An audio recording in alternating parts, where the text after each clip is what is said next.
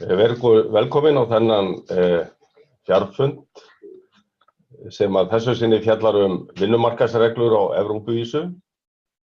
Það sem ég ætla að velta spurningunni eru einhver sóknarfæri fyrir íslenskt launafólk í þeirri þróun sem á sér stað og því sem í deiglunni á Evrópuvísu. Svona á næstu 20 mínútum eða svo ætla ég fjalla það helsta sem að þarna í gangi.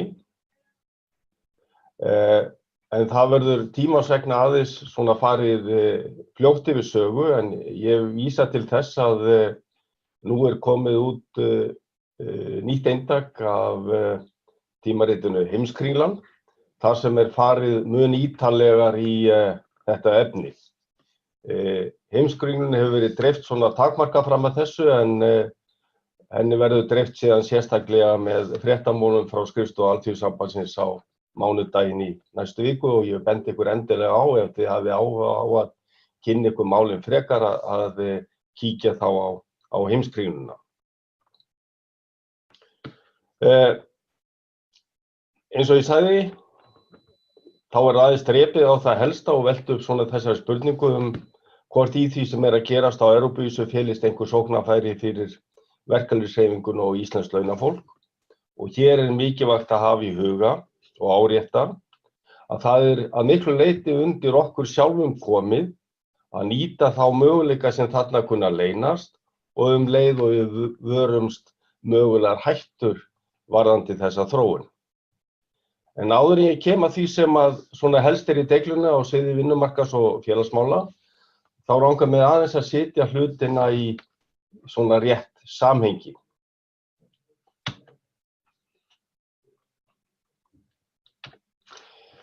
Það má segja að mörgu leyti Evrópa á krossgötum.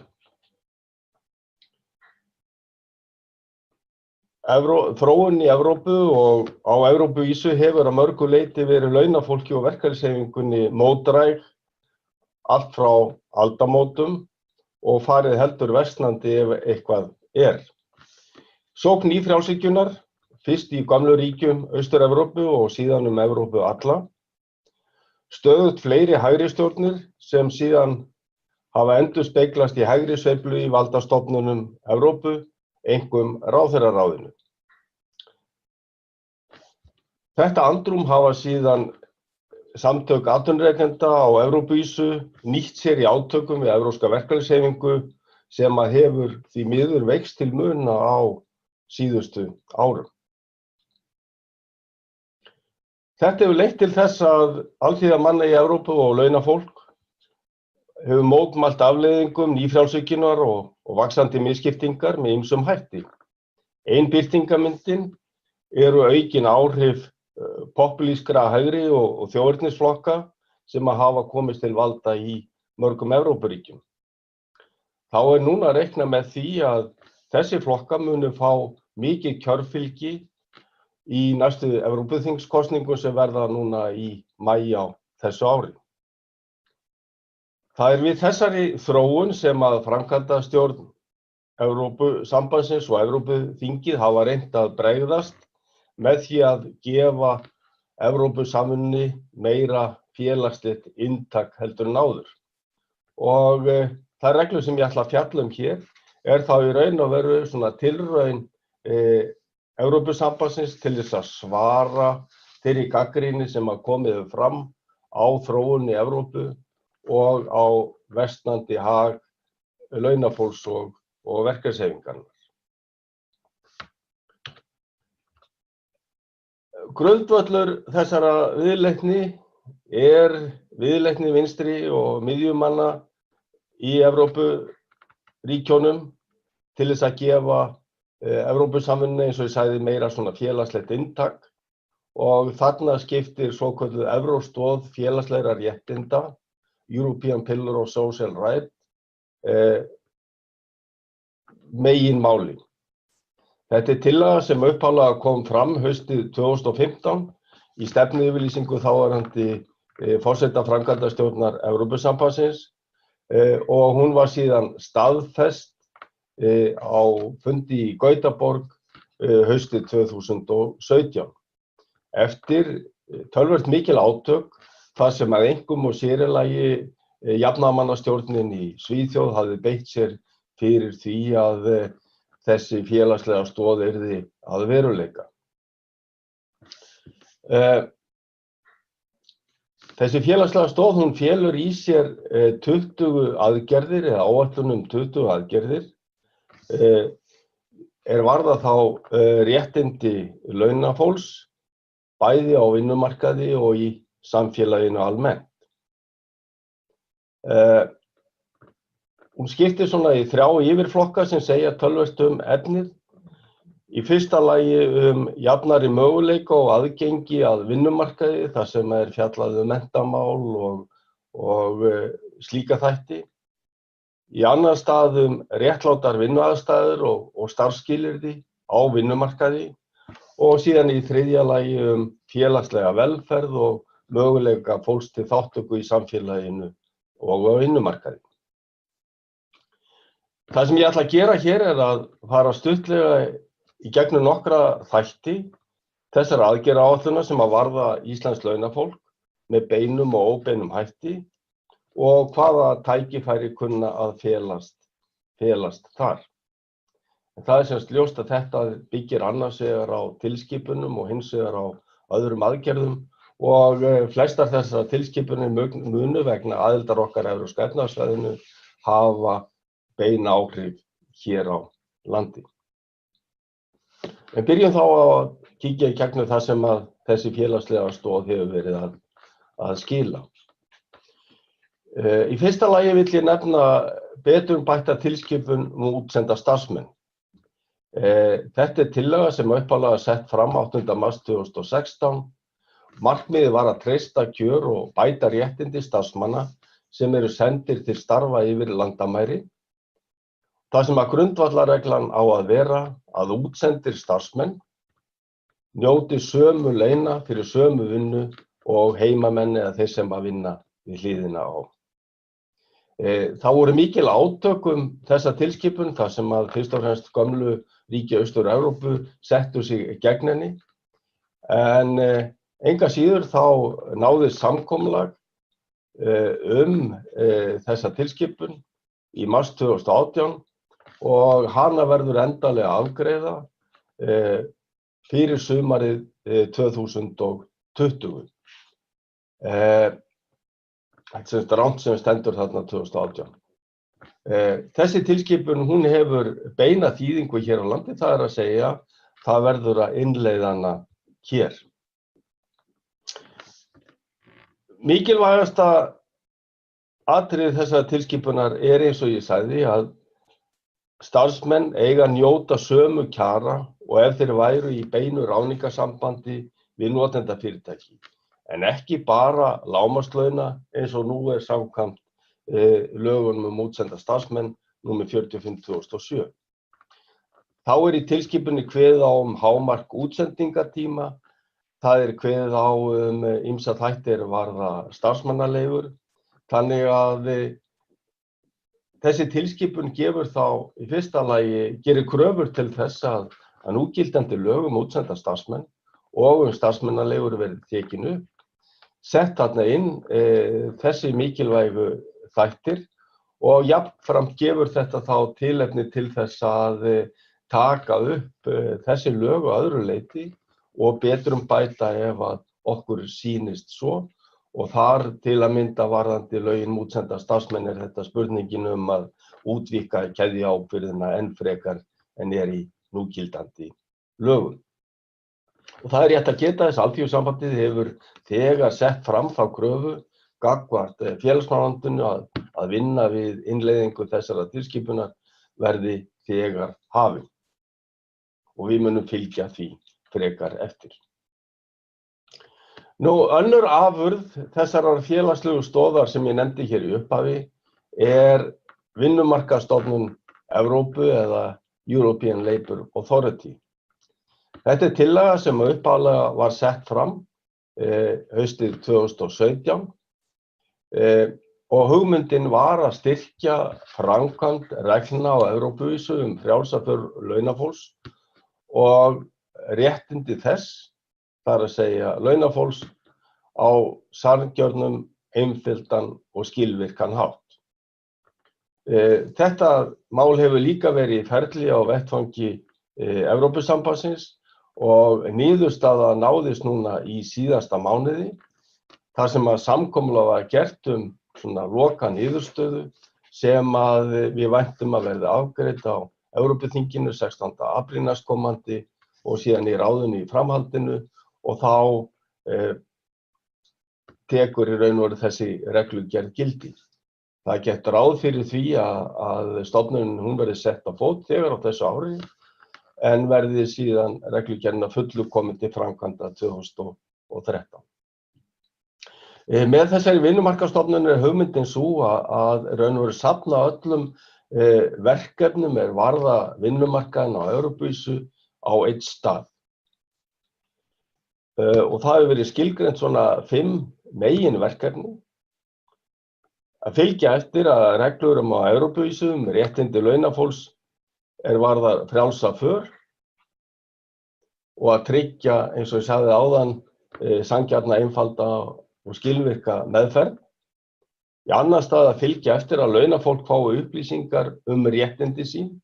Það er að segja að sérstaklega launafólk sem sent á milli landa, að það hafi greiðan aðgang að þeim réttindum sem að það á að njóta í því landi sem það starfar á hverjum tíma, varðandi laun og önnur starfskjör.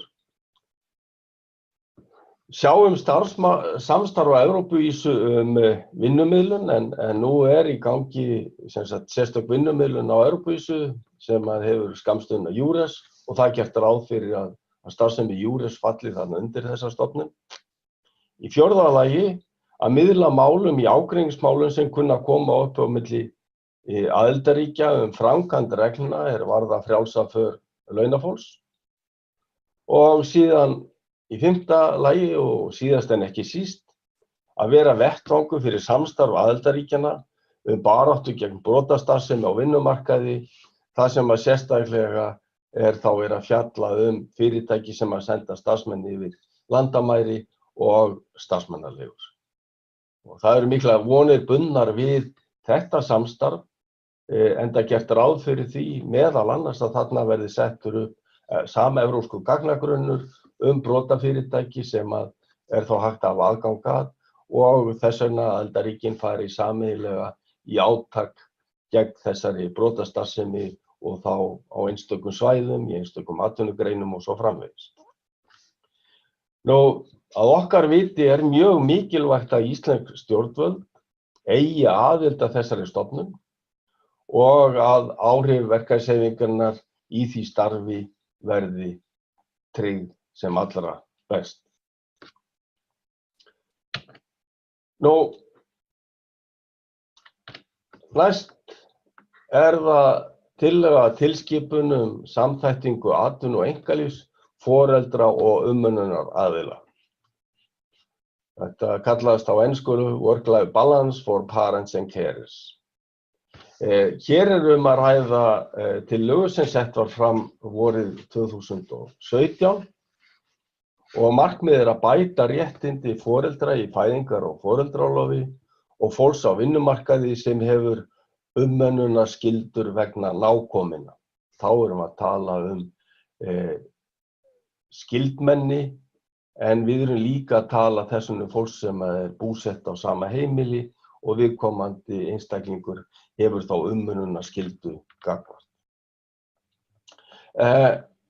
Samkomulag þessa tilskipun náðist í stofnunum Evrópusambandsins núna í seinni hluta janúar síðastliðinn og það reiknað með því að Evrópuþingið samþykki þessa tilskipun 4. apríl næstkomandi og hún taki þá í framhaldinu gildi, það að segja því leytinu til að síðan 2 ár til þess að hrinda henni í framkvæmd. Þessi tilskipun hún hluti af EES-samningnum og þar af leiðandi á að taka gildi hér á landi. Það eru svona 3 meginatriði sem að þessi tilskipun gengur út á. Í fyrsta lagi á aukin réttindi feðra til feðraorlofs og réttindi foreldra til foreldraorlofs verði aukin og foreldraorlof verði greitt að einhverju marki. Þarna þá þessi punktur varðandi greiðslur í foreldraorlofi sem að kunna hafa fyrst og fremst áhrif hér á landi. Feðraorlofið tryggt í núgildandi lögum fæðingar- og foreldraorlof á Íslandi. En þetta gefur hins vegar náttúrulega möguleikann á því að opna lögin fæðingar- og foreldraorlof og reyndar gerir kröfu til þess að það verði gert og þá náttúrulega fylgja eftir þessari kröfu verkalýðshreyfingarinnar sem lengi hefur verið að lengja fæðingarorlofið í 12 mánuði.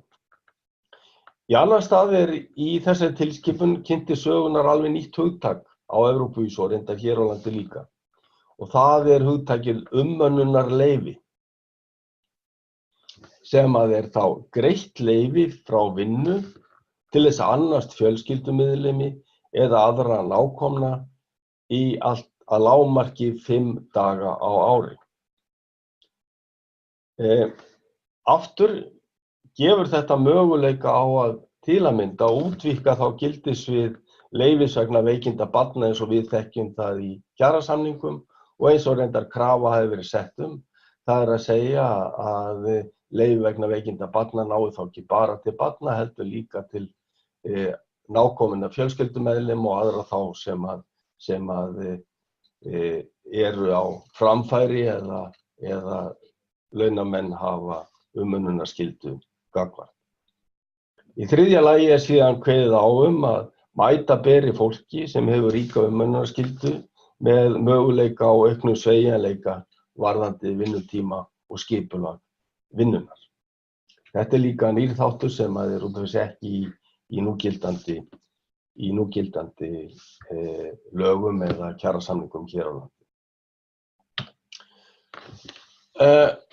Að lokum ætla ég síðan að segja frá tillögu að tilskipun gagnsæi og fyrirsjáanleg starfskjör.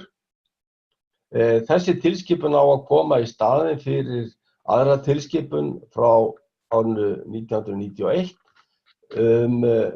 skriflega staðfestingu ráðningar sem að hér var gildistekin með samkomulagi aðila vinnumarkaðarins og við þekkjum úr okkar kjarasamningum þar sem að ræða þessi krafa að atvinnurekendur staðfesti ráðningu fólks annaðhvort með ráðningarsamningi eða ráðningarbréfi.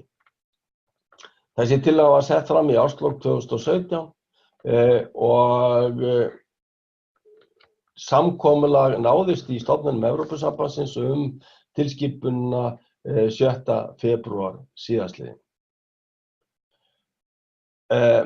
Það verður að segjast eins og að þau háleitu markmið sem að framkvæmdastjórnin hafði í upphafi með þessa tillögu þegar hún var sett fram hafi ekki náð að fullu alla leið í það samkomulag sem nú liggur fyrir. En hugmyndin fyrst og fremst var þessi að allir á vinnumarkaði, óháð ráðningarformi, þeir fengju staðfestingu á ráðningarkjörum og svona aukna ráðningarvissu og vissu sín kjör heldur en hefur verið fram að þessu. Það var gert ráð fyrir því í upphaflegu tillögunni að ráðningarsamningar til dæmis lægju fyrir frá fyrsta degi. Þetta næði til allra þeirra sem að væru í tengihagkerfi eða gig-hagkerfinu í svona frílansstörfum og svo framvegis. Niðurstaðan var þessi.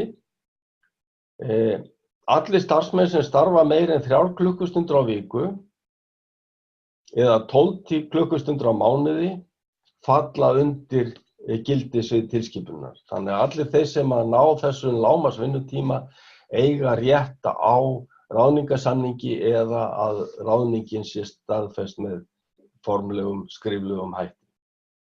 Þetta á líka við starfsfólk í svokölluðu hefðbundnu ráðningarsambandi. Þetta á þá við starfsfólk sem að meðal annars starfandi í tengihagkerfinu. Þetta á þá við frílansers eða svona verktakaráðna og í raun og veru þá sem að eru í einhvers konar starfssambandi við viðkomandi fyrirtæki.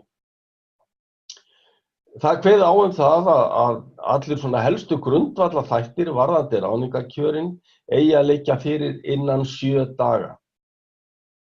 Í dag þekkjum við að samkvæmt íslenskum kjarasamningum geta liðið alltaf 2 mánuðir þangað til ráðningarsamningur eða ráðningarbréf liggur fyrir, en samkvæmt þessari tillögu tilskipun að þá á öll svona grundvallarþættir þeir eiga að liggja fyrir innan 7 daga frá ráðningu og að fullu eftir 1 mánuð, og þannig gert ráð fyrir því að ráðningarsamningarnir séu mun ítarlegri heldur en þeir sem við þekkjum í dag, þannig að í því felist þá meðal annars aukið gagnsæi og svona fyrirsjáanleiki þá vinnu sem að viðkomandi að vinna, bæði þá vinnuskyldu en jafnframt þá réttindi til launa og starfskjara.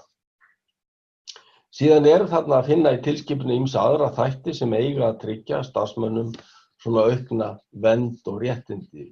Það meðal annars kveðið á hámark og varðandi reynsluráðningar og sitthvað fleira. Aftur, þessi tilskipun sem á að taka í gildi þá í síðasta lagi innan 2 ára frá því hún hefur verið staðfest væntanlega næsta vor, gefur okkur tilefni til þess bæði í gegnum kjarasamninga og eða löggjöf að festa með betur en nú og auka réttindi starfsmanna til upplýsinga sín starfskjör og þar með treysta svona þeirra stöðu á vinnumarkaði. Þannig að hér enn og einu sinni verk að vinna. Nú að lokum bara geta þess að það ýmis önnur verkefni svona í vinnslu á sviði vinnumarkaðs og félagsmála á Evrópuvísu. Það núna verið að afgreiða tilskipun réttarvernd uppljóstrara, það sem kallað whistleblowers, og þetta á fyrst og fremst að tryggja það að fólk sem að upplýsir skaðlega hegðun eða brotastarfsemi fyrirtækja það njóti ákveðinna verndar. Það búið að endurnýja samkomulagið Dyflinnarstofnunina, en Dyflinnarstofnunin hún stofnun Evrópusambandsins sem að hefur með hendi rannsóknir á sviði vinnumarkaðs og félagsmála. Ísland á ekki aðild að þessari stofnun, en við höfum lengi lagt áherslu á hér á vettvangi Alþýðusambandsins að Ísland gerist aðili að Dyflinnarstofnuninu og nú gefst á tilefni til þess að taka það upp enn einu sinni, en hún hefur haft í frammi mjög mikilvægar rannsóknir, bæði í einstaka löndum en líka með svona samanburði á milli þess sem að gerast á Evrópuvísu. Það búið að endurnýja tilskipun Vinnuverndarstofnunar Evrópu sem hefur mjög mikilvæg hlutverki að gegna varðandi það sem að lítur að vinnuverndarmálum og samstarfi á sviði vinnuverndarmála. En það má segja að vinnuverndarmál hafa mörgu leyti verið kannski sá málaflokkur sem hefur verið mikilvægastur í Evrópusamvinnunni. Og eitt dæmi það núna nýsamþykkt tilskipun vernd starfsmanna gegn áhættu vegna áhrifa af krabbameinsvöldum á vinnustað, en það liggur fyrir að krabbamein eitt af alvarlegustu atvinnusjúkdómum sem að Evrópuþjóðir að glíma við í dag.